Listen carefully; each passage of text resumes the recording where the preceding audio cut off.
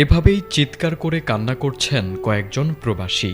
এই কান্না প্রবাস থেকে মাথার ঘাম পায়ে ফেলে সেই উপার্জনের টাকায় পরিবার ও স্বজনদের জন্য আনা শখের পণ্যটি চুরি হওয়ার কান্না।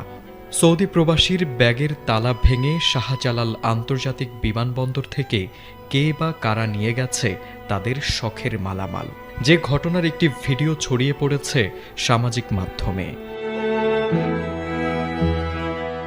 ভিডিওতে দেখা যায় এক ব্যক্তি কয়েকটি ভাঙা তালা দেখাচ্ছেন আর চিৎকার করে বলছেন, আমার রিয়াল নাই, আমার মোবাইল নাই।